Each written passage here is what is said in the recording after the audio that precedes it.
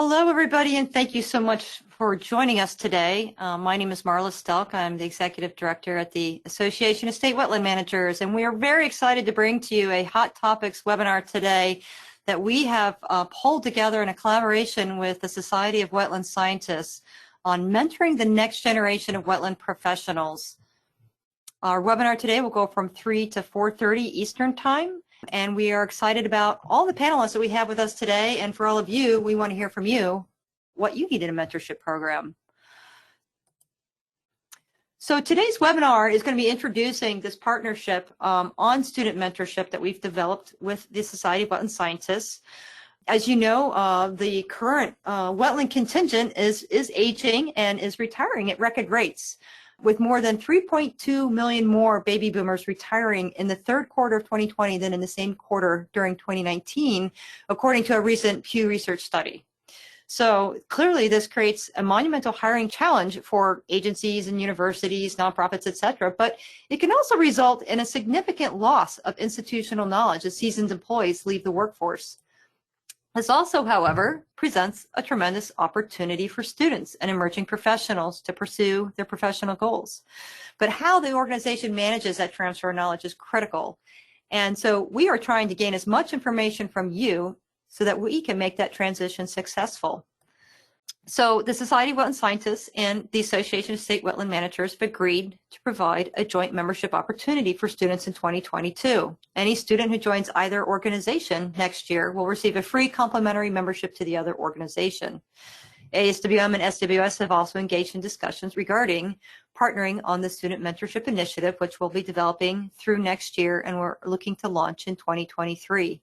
So we look forward to having more of these conversations with you as we develop that partnership.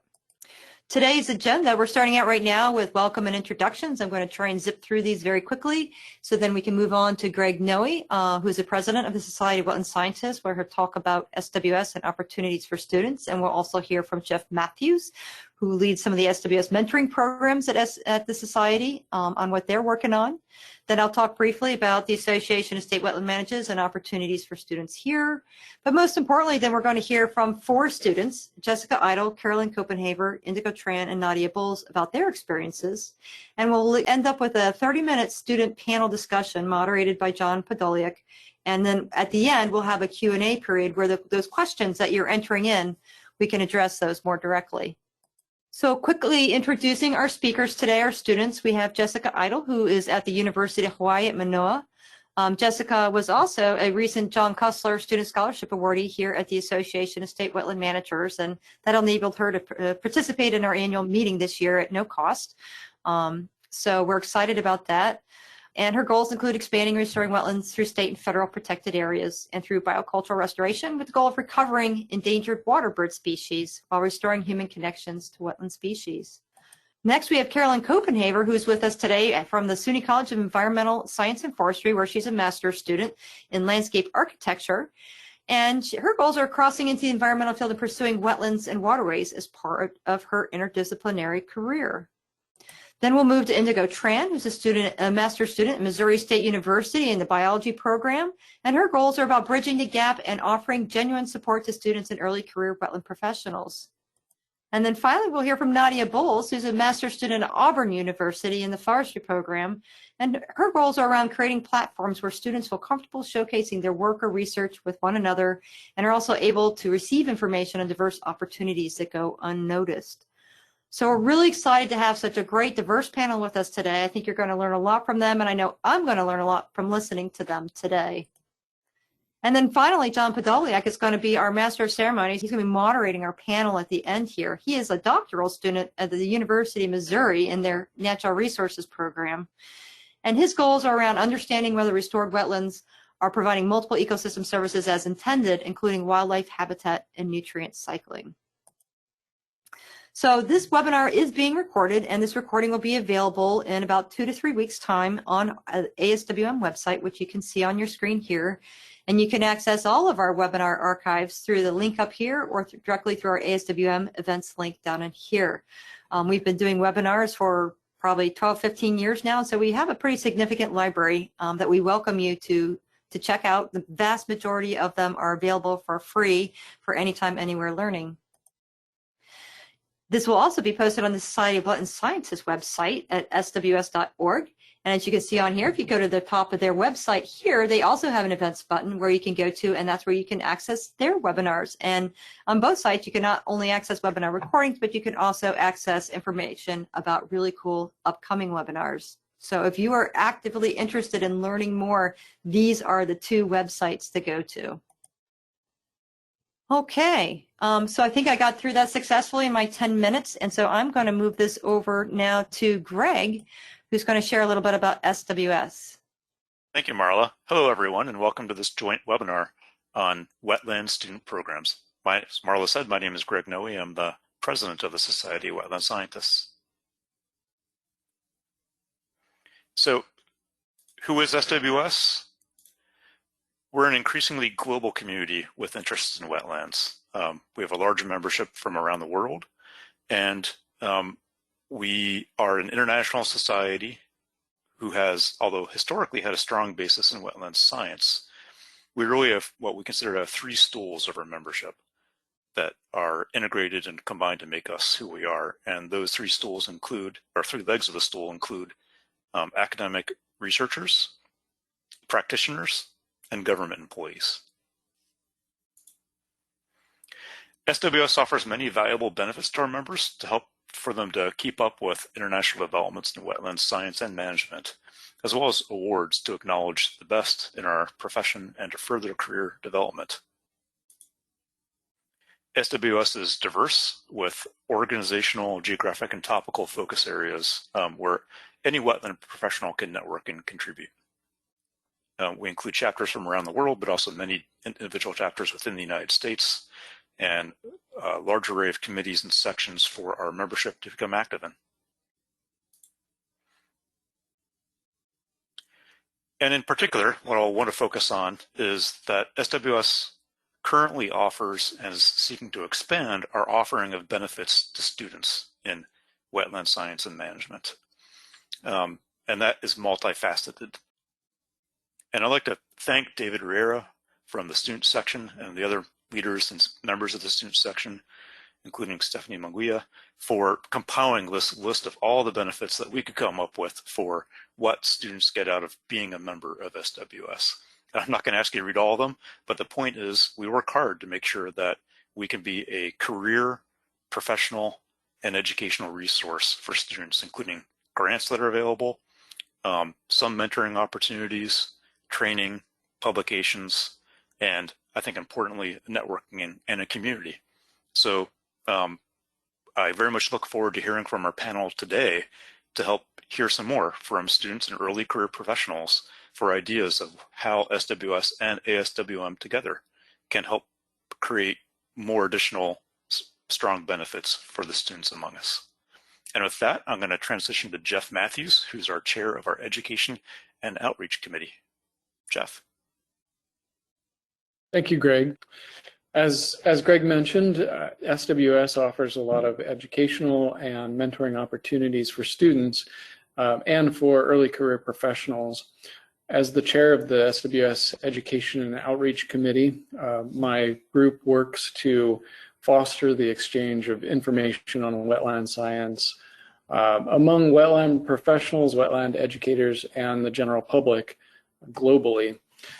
And I just wanted to mention a couple of the initiatives that we're working on in the SWS Education and Outreach Committee currently. One of these is an international virtual student mentoring program. SWS previously had an international mentoring program called the Wetland Ambassadors Program. That program is currently on hiatus, but we're developing a new program where we would match students with potential advisors, mentors around the world. The goals of this program would be to provide research or professional mentorship experiences for students who have limited opportunity for such experiences in either their home countries or their home institutions.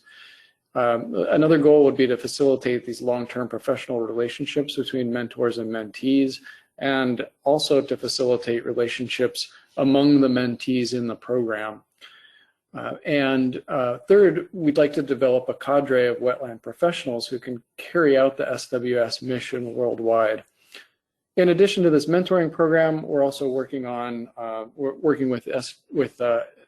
the ASWM SWS joint mentoring program initiative that Marla had mentioned, and we're also working to develop new early career professional networking opportunities. So beyond students, as students graduate and enter their careers, they're looking for opportunities to build their professional networks, and professional organizations like SWS and ASWM are a good first stop for building those professional networks. Thank you. Great. Thank you, Greg and Jeff, for that.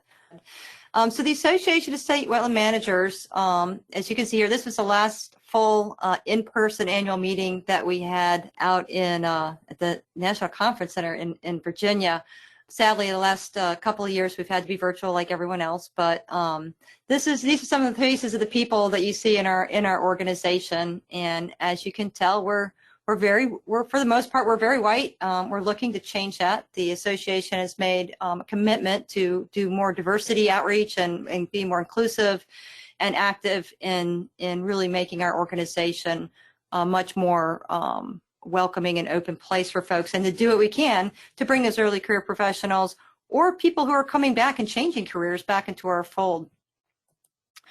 So the mission of the Association of State Wetland Managers is to build capacity for state and tribal members and foster collaboration among the wetland community of practice by encouraging the application of sound science to wetland management and policy, promoting the protection and restoration of wetlands and related aquatic resources, and providing training and education for members and the general public.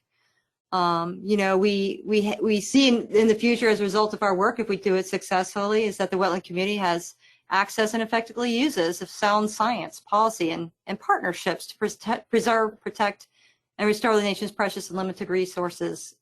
And as Jeff talked about, networking is one of those big ways to do that and to accomplish that. I can't emphasize enough how important that networking piece is. It sounds like a very kind of squishy thing, but it does take effort, and but the rewards are tremendous. So our philosophy, I won't go through all these, but essentially meeting the needs of states and tribes, and more recently we've had discussions about also making sure that we do outreach to territories, developing strong networks, being adaptive and responsive to emerging opportunities, informing decision-making, fostering peer-to-peer sharing, which is a big part of what we do. We develop a lot of national work groups and bring people in from all over to develop recommendations, to kind of analyze programs, come up with some of the best science, share best management practices, all these kind of things. We perform analysis on complex issues and policy. We try and stay abreast of new developments as they're happening and stay on top of current trends. And most importantly, as you see below here, to recognize and support diversity among regions, states, and tribes regarding ecosystems, programs, laws, and cultures. So just a little bit about who our members are. We have about plus or minus 1,300 members. It seems to change on a daily basis as memberships kind of expire and get renewed. But we have state agency members in all 50 states, 18 tribes, and 30 international members from around the world. We have specific rates for students, which matches the same rates as the Society of Wetland Scientists, which is one of the reasons it was so easy for us to try and kind of come up with this joint membership idea. But as you can see right now, we only have 36 students represented in our membership at this point, and that represents this tiny little 2% pie over, or actually 3% over here. The tribes is 2. We need to work on that too. We have 3% are students, and Society of Wetland Scientists, I will say, has far outpaced us in terms of outreach to students. So we consider ourselves very fortunate to have this relationship with the society. And we also have a memorandum of understanding between our two organizations that helps facilitate this collaboration and opportunities that we can develop collaboratively for all of our students. So we are really looking forward to developing this program with all of you, realizing that we need more students to engage with this important work. So in that light, our founder was actually John Kussler, Dr. John Kussler, who was a lawyer and a professional wetland scientist. John established the association in 1983 with another gentleman named Scott Hausman, with two goals. The first is to support state wetland programs, and the second was to support national wetland policy reflecting sound science. We've grown a lot since then. Our mission has expanded since then. But sadly, John passed away last year. He was quite the visionary and quite an active person who was known quite well through the wetland community. He was also very passionate about learning and about students. And so we felt the best way to honor his memory was to develop this John A. Kussler Student Scholarship Award last year, which, as I mentioned earlier, Jessica Idle was one of the first award winners last year, and we'll be hearing from her in a couple minutes here. Contributions to that go directly to covering expenses for students to attend our annual meetings. And with that transition, I'm going to bring up Jessica here to talk a little bit about her experience as a student in wetlands. Jessica, if you could unmute yourself, you're ready to roll. Alrighty, can you hear me all right? Yep, you sound great. Okay, thank you. Aloha, everyone. I am a current graduate student at the University of Hawaii at Manoa. I'm currently majoring in natural resources environmental management, which is actually a very interdisciplinary program within our school. It has a heavy natural science component to it. However, we also have social sciences, economics, and a deep root in Hawaiian culture as well. And so I actually completed my undergraduate degree in the same program. So I've been in this program for a while. And essentially this kind of creates a jack of all trades kind of learning where I know a little bit about a lot, which kind of leads to some educational gaps that I've noticed, particularly when I attended the conference, as Marla mentioned. Thank you again for the scholarship for that, by the way. I noticed that, wow, there's a lot of things about wetland science I don't know yet. And so part of that's because there are no wetland specific courses at the University of Hawaii at Manoa. And so this actually leads to, one, a gap in my educational background, but also there's just kind of like this really obvious statewide gap in wetland scientists and specialists, or those specifically focused on wetland science. And so all of my wetland background actually comes from studying this species, the endangered Hawaiian stilt, or IO. And so I kind of, not that I was learning about wetlands vicariously through it, but you know, in order to understand the species and its habitat, you spend a lot of time in wetlands. And so I'm working on developing that knowledge as I pursue my degree studying this species. Yeah, and so my definition of mentorship essentially is that mentors are willing to dedicate time and support to the mentee by guiding them through career stages, providing advice, teaching at times, and also motivating when needed, which I think is essential during COVID times when everyone's going through so much. And I've had several great mentorship experiences, the primary one coming from my advisor and my current PI, principal investigator for our lab. Essentially, she's been foundational for teaching me how to do research, from developing research questions to doing the field data collection, and then publishing, reporting, conferences, whatnot. She's really great about passing on opportunities. Almost anything that comes her way gets forwarded on to our entire lab. And she's also a very ambitious person, which I always considered myself to be, but then she always pushes me to try to do one more thing, to try to reach out and join another organization or talk with other folks. Another great mentorship I had was with is currently with a longtime waterbird observer and handler. So she's in her 70s. She has a lot of institutional knowledge about Hawaii and the waterbirds here in Hawaii.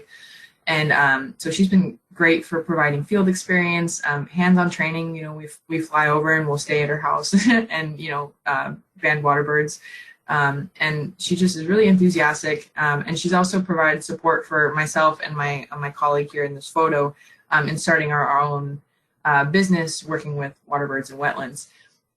And then lastly, I had two conversations with one U.S. Fish and Wildlife Service staff member, and she was just so positive and great. And she actually convinced me to, not convinced me, she provided support and guidance to switch from my master's program to my PhD. So even something as small as one simple Zoom meeting led to this really great relationship, and I feel like I know her so well after 2 calls. But anyways, just enthusiasm is really key in my mind, and just being inclusive and willing to help. Yeah, and so kind of the culmination of all of this, my needs as a mentee, I guess. The main thing I feel like I'm currently lacking right now is actually a wetland specific education. I look at job posts on the mainland, so in continental US, and I notice things that I don't have experience in that I will need to figure out on my own. But as a mentor-mentee relationship, guidance, that would be wonderful. So whether that's materials, recommended reading, trainings or certificate programs for wetland science, and then even just chatting about theories, research ideas, policies, just meeting to talk about these things would be great. And then of course career advice, because there's many pathways, particularly with wetland science. And then of course field experience is always wonderful. A lot of my work is focused on birds, but if there's more like hydrology or soil ecology kind of things, all of those things would be great. So recommendations for internships, volunteer opportunities, and job positions are also much needed. Next slide, please. Awesome. I guess there's no time for questions or anything, but if you want to contact me, here are my contacts. Thank you. Great. Thanks, Jessica. And yeah, folks can type in questions at any time, and we'll hold them all for all of the speakers to the very end of the webinar. So feel free and type those in. So Carolyn, you are up next. Thanks so much, Jessica. Can everybody hear me okay? Yep. All right. Hi, good afternoon. My name is Carolyn Kopenhaver, and I'm an Air Force veteran who has returned to graduate school to study landscape architecture at SUNY College of Environmental Science and Forestry in Syracuse, New York. My long-term career goals are to be a designer with a skill set in aquatic resource assessments and regulations. And also featured in this photo is Josephine, the puppy who loves water too. The points I'd like to make with this presentation are, the first is exposure to the different sectors, the second, interdisciplinary collaboration, and the third, the value of relationships. I did a lot of photos. Hope everyone likes the visuals. So I'm tied to wetlands and waterways as my mom and career mentor has spent 30 years as a wetland scientist specializing in regulations in New York State and Nebraska.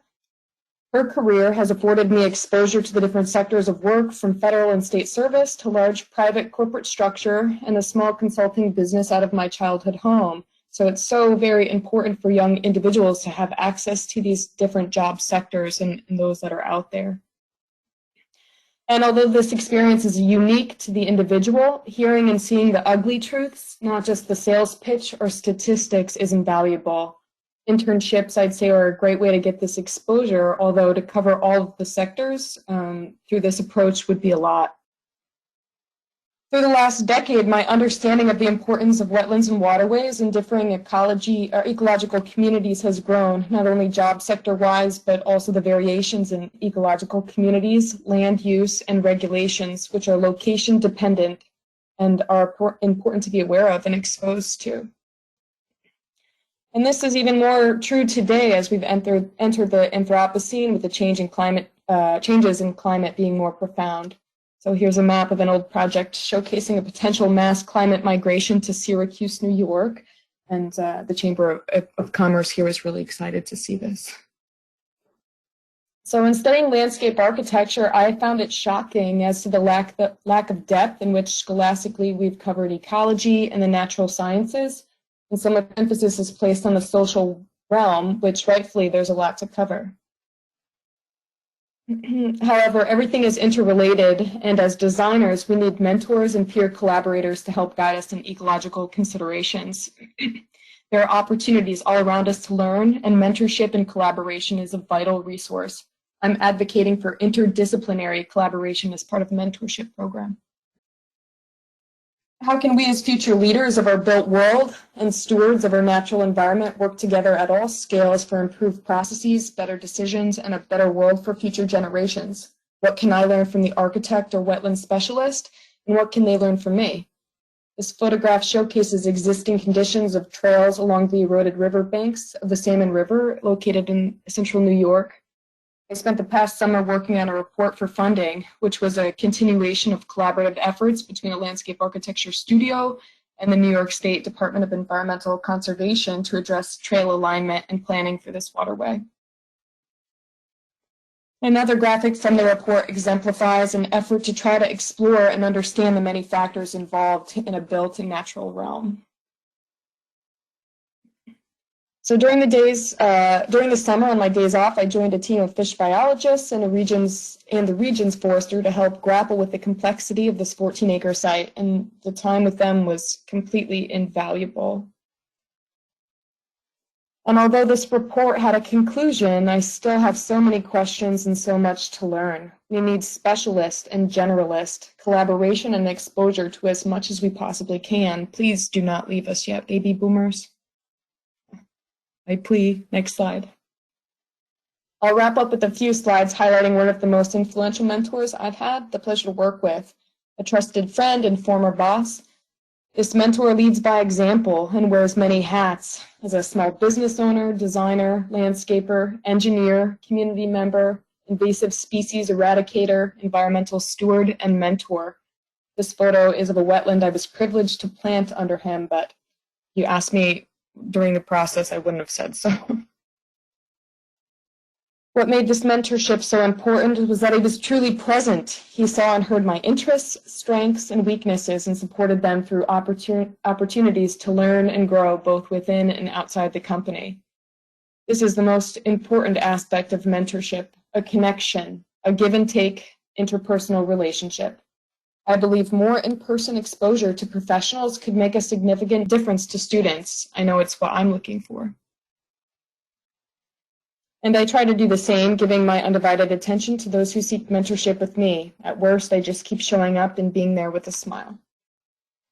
And last slide.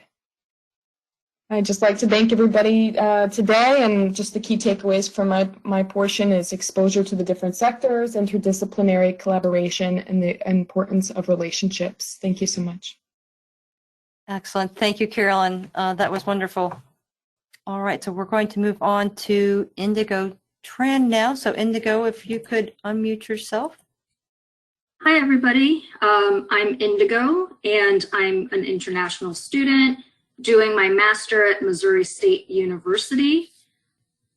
I had a master before, and now I came back to my old alma maters at Missouri State to study with my passions in plants and how that interact with nanoparticles and toxicologies in specifically wetlands.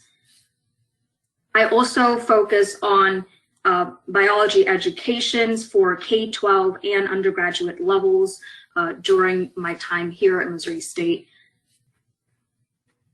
During my time here, it was really beneficial to have Dr. Latoya's as my mentor. I did not see myself to have a place in science as a woman of color and coming from a very low income family before I met Latoya, but she advocated for me, and having that really close relationship with my mentors helped me realize that I could be in science, even though it wasn't a trajectory that was available to me at my time in my undergrad. All the collaborators that I've been working with has been great source of mentorships for me at all level, not just faculties and professional that I have encounters during my time working in wetlands, but also my peers, especially PhD or postdoc student that I've met through the SWS student programs, and great storytellers at any levels, because telling an interesting story about ecotoxicology in wetlands to K-12 student is a lot harder than I thought. I'm just gonna pass to Nadia and listen to her experience. Thank you. Great. Thank you so much for that, Indigo. That was great. So Nadia, up to you. Here. All right. Hello, everyone. I am Nadia Bowles. As previously said, I am a master's student at Auburn University studying tree physiology. I am dead smack in the middle of this picture. This is a picture of the last annual meeting SWS had, I think in 2018. It is a majority of the swampers. SWAMP is the SWS Multicultural Mentoring Program, which I participated in and have returned to as a mentor myself. But first, I'd like to talk about why I have this singular slide with this one quote, envisioning success through a new lens. It is the main focus of what I believe makes a great mentor. So a little about me. I'm a first-generation college student from a very small farm town in Georgia. Even though I grew up around natural resources, I had no idea that there were actually professionals that did the job. I don't know what I thought people were doing when I saw them working. I guess I thought they were just out there. But it wasn't until I started college, my undergrad at Tuskegee University, a historically Black college university, and I started as a pre-vet major. I have no idea why I started as pre-vet. It just seemed like the only thing I could do, being around so many cows and goats and things. So I met a gentleman by the name of Mr. Ron Smith. He was the campus forester, and he introduced me to all things natural resources.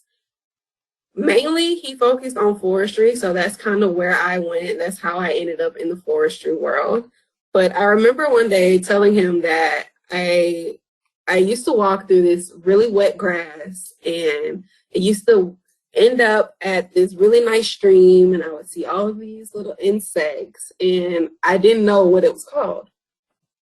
So he wound up telling me that it's a wetland.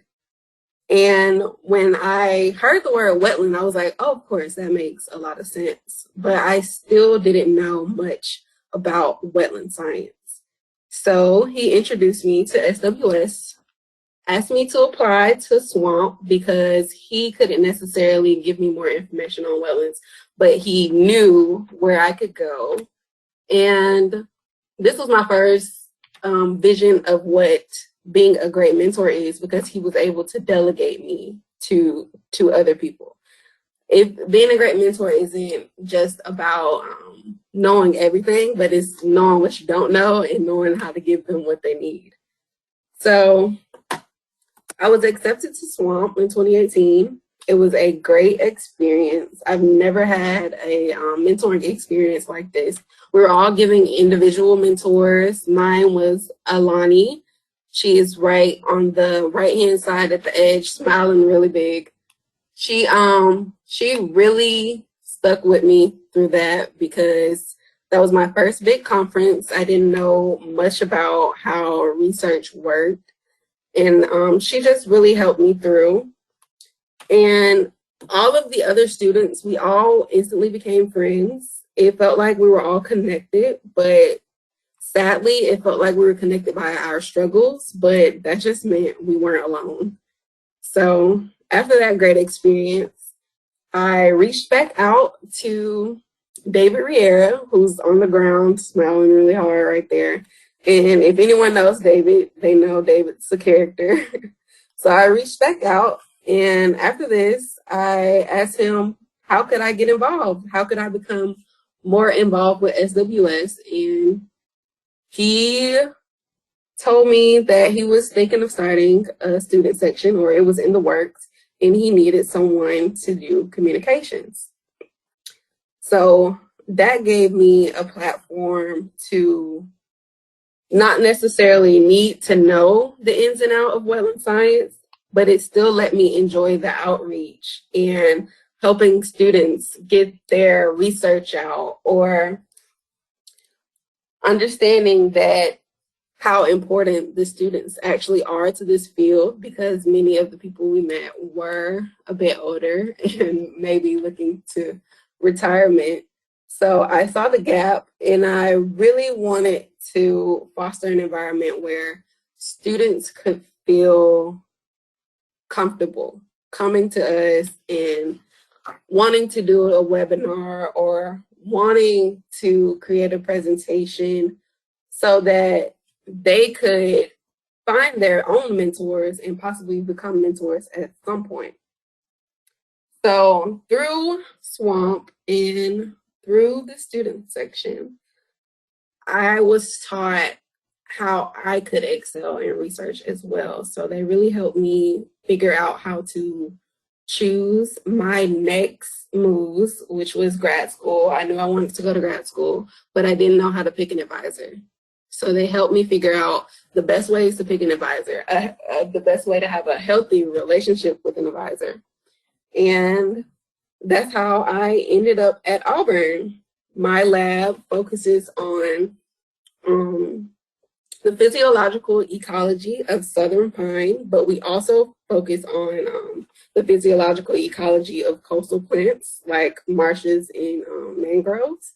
So even though I don't have a strong focus on wetlands, I'm still building, and I still feel confident within the society that I can build.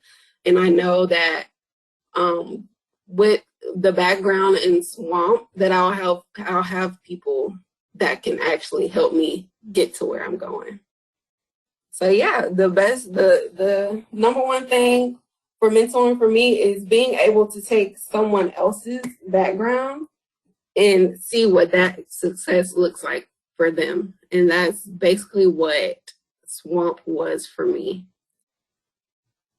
And that's all. Thank you. Excellent. Thank you so much, Nadia. What a diverse group of folks we have with us today. I just think it's fabulous. You all come from different backgrounds, experiences. You have different professional goals, different perspectives on wetlands and wetland science and policy. And I'm just so excited about having y'all with us today. We have some questions that have been coming in that we'll get to in a little bit here. But first, we wanted to move on to a panel with everyone. So I'm going to ask our speakers today to turn on your webcams and unmute yourself. And John, you are in control of the panel at this point. And then I'll jump in again for the Q&A.